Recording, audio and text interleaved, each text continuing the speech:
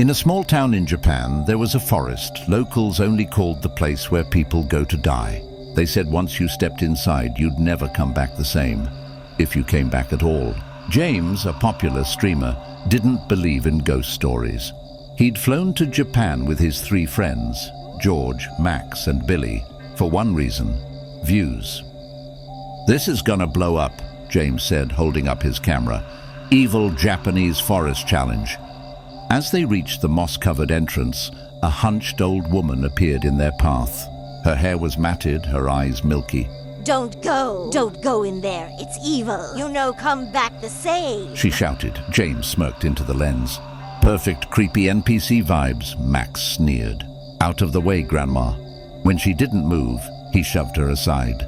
The group laughed and pressed on, recording every step.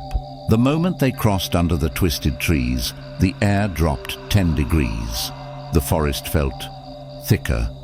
The sound of the town behind them vanished. James turned to look back. There was no town anymore, only an endless wall of trees. "Dude, this is sick," James said to the camera.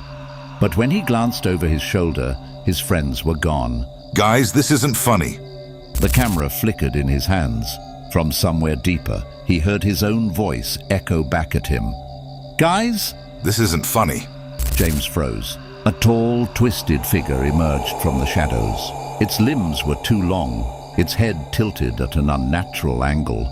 It repeated his words perfectly, voice splitting like broken glass. "Guys, this isn't funny."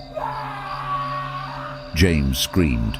The thing screamed back, its jaw splitting wider than any human's. Before he could run, claws closed around his arm, yanking him through the forest to a strange structure, an old house made entirely of glass.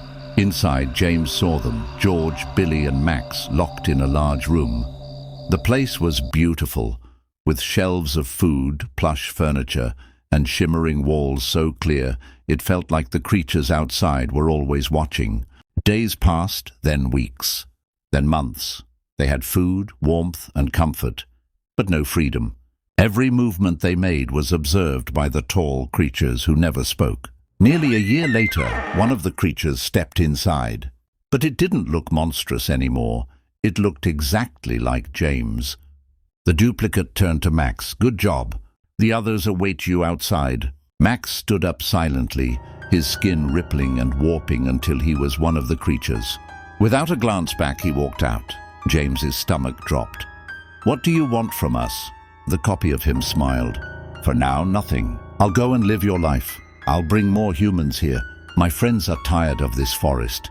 We are shapeshifters." It left him there, trapped in glass, while somewhere outside, a perfect imitation of James walked into the world. Subscribe for more jaw-dropping stories.